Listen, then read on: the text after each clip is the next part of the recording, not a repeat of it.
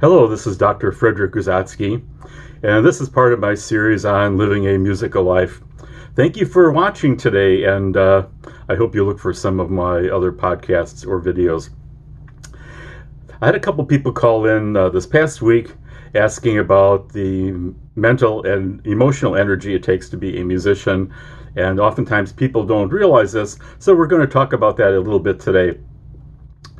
So we're going to discuss several areas. One is a performing artist. Then another one would be to be a church musician or a teacher, and maybe a combination of all of those. So those are the areas we're going to talk about today. In most cases, people that are non-musicians or don't engage in this don't really understand what we do or realize what it takes to do this. They'll often ask, isn't it very difficult giving a recital? Doesn't it take you a lot of mental energy to play through a program that's an hour long or hour and a half long? And for me, I always think that when the performance time comes, I feel very relaxed and I feel excited to perform and really give the composer's wishes and the composer's music to my listeners. And I realize that the performance isn't about me, but about the music and the composer. And so, of course, if people are anxious, suffer from anxiety or that's one important thing to think about, that the program isn't about you. You kind of let yourself maybe fade into the distance, and it's really about bringing the music out to the people.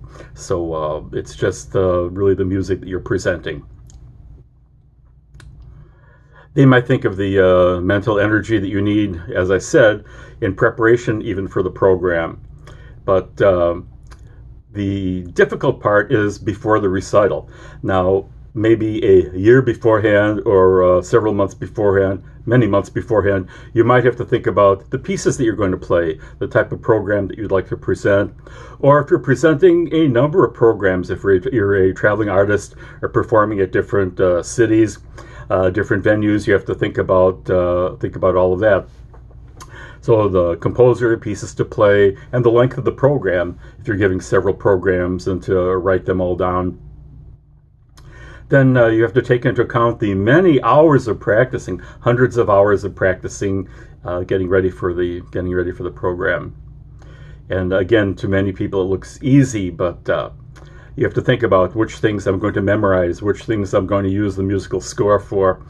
Then you have to think about, will the music be ready in time? You might start some of these pieces, and they're very, very difficult pieces to learn, and it might take many months to learn them, and then to feel comfortable about playing them.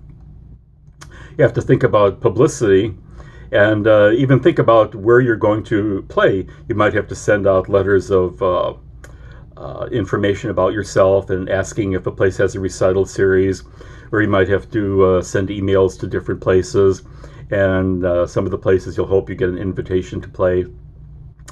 In addition to all that, you have to think of, will there be a reception after the concert? Who's going to do the reception? What kind of food are you going to have? Programs need to be printed. Who will do that? Will the venue print the programs? Do you have to do it yourself? What will the weather be like? What will I be feeling like? Will I have a bad asthma or allergy day? What's the climate that type of year? Or will you be traveling? Will you have to go to a foreign country? And you have to think about your visas and passports and that whole situation. And you have to think about, as I said, how you feel. Will you need a page turner, or how much music will you memorize? What will I wear for the program? Does my tux need to be cleaned? Do I need to get some new white shirts? What about my organist shoes? Do I have to polish my organist shoes? You wouldn't think, perhaps if you're not, maybe if you're not a gentleman or accustomed to this, that there are really 7 steps to polishing shoes. Who could imagine, right? But there are videos out about that, and so that takes a lot of preparation too. Will even the soles on the shoes be okay, or will the shoes wear out, or sometimes the heels come off? And what will it be like to travel then during that period of the year? Then always the proverbial question, will things happen on time? Sometimes you'll plan on a concert and there might be delays in travel, or there might be problems with weather or your own health. And then even aside from that, what is out of your control and in the control of other people? Will the people be there to open the venue for you? Will you be having the church or hall opened on time? And you have to think about all of that ahead of time. And although you're not consciously thinking about it all the time, for those many months before the program, those things will pass through your mind. So that takes a lot of energy to do that. Then getting closer to the time, you have to think about what you're going to eat that day. Do you need to get a haircut? What briefcase am I going to take? When I'm traveling, will I carry luggage? Who will watch the cat or the house? All of these are just minor and seemingly insignificant things, but as you're preparing and even practicing, these things go through your mind. Then will you get to the recital on time? Will you get paid on time? Will the amount be correct? I know I played recitals. I had a couple in Latvia or Russia, and you're waiting for your envelope with the money in it, and the recital comes. You're there for several days afterwards. You have to go to several different offices and almost beg for your money and wait for your money. So very difficult. So I suppose the big deal is that it's the easy part is playing the recital. So all of this other stuff goes on inside your mind. So it takes an awful lot of mental energy. As a church musician now, you have your regular duties of playing and conducting, and sometimes composing. You have all of the things to arrange that go along with that position. So you have the services to plan, the music to choose, the choir to prepare, to warm up, and as I said, often composing, and then working with volunteers. Working with volunteers, that's the tough part. And you'll get church members that say, we think that the music director gets paid too much. He just sits there and plays or conducts the choir. Doesn't that look easy? Well, they don't realize the maybe 15 hours a week you spend working on choral music or any of these other activities that you have to do. And then they'll say, well, we have volunteers that can help you. Well, getting help with a project is probably one of the most difficult things to do, because when you're getting things ready to have your helpers help you, they're not really helping you at all, because you have to pull the music from the files in many cases, organize the folders, make lists of what to do, explain to your helpers. You have to bring out stacks of music yourself. You have to maybe fix the copy machine when it jams up. Follow the people around to make sure that stuff is done correctly, and you could find things that are being filed away. Or if you're having something typed up by them, to make sure it's done correctly. And then in the middle of all of this, you'll probably have to bring them coffee or go out and bring them lunch. So they're not really helping you. You're sort of just monitoring them, and it would, in essence, be easier if you just did the job yourself, because you have to follow them along every step of the way. And all of this, of course, takes away time when you could be practicing. And talk about mental energy. This is another venue for that it weighs on your mind, that you're sort of wasting your time. So unless you have very, very motivated people, or maybe paid people, you might as well just be doing the thing yourself. Occasionally you'll run across someone who's very, very motivated, but maybe for their own reasons.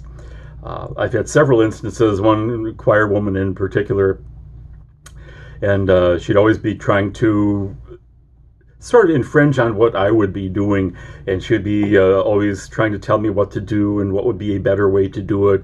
And even during a rehearsal, she'd be bounding across the chancel, and poor little Sophia Bag of Donuts would come running after me and giving me advice. So I'd be playing the organ with both hands, playing with both feet, conducting, maybe nodding with my head to bring in entrances, and pulling stops on the organ. And she'd come bounding across the chancel. and in order to help me. And one time I remember just putting up my hand like this, stop, and I'll go back, and doing all these things at the same time. And I just told her, I said, does it look like I need any help? So anyway, so be careful of helping or having people help you with different projects. Now, teaching is pretty much the same way. You stand in front of a class and you give them knowledge and you make presentations, and for maybe an hour and a half at a university or even private teaching, and that looks easy, right? Well, again, people don't see the hours of a week you spend writing lectures, putting together PowerPoint presentations, making handouts, photocopying them, and maybe having a contact list of students and different groups that you have to send emails to. And all this taking up a very great amount of your time, preparing the syllabus for the semester. So then also having to come up with some entertaining things for the students, maybe games to put on the website or to send emails about, or having contests, and plus grading the tests. And you might think that college teaching is glamorous and a lot of fun, but wait till you have to grade 3 sets of 20 research papers at once and get them done within several days, and not having slept for maybe about a week to get all that done and get the grades turned in. And so on it goes. So those are that's a little example of the life of a performing musician or teacher or church musician, and some of the things we have to go through, and spend a little time thinking about the own mental energy that you expend yourself. And one of the things I always say is that organization is the key to success. So always write things down, be sure of what you're doing, make lists of things. I always carry around a small notebook with me, and I'll write in my projects that I have for today or information for particular students and all of that. So, and if you'd like, call in or write in. I'd be happy to send you free a notebook of mine that you could write in. So thank you very much for watching today, and tune in soon. Thank you.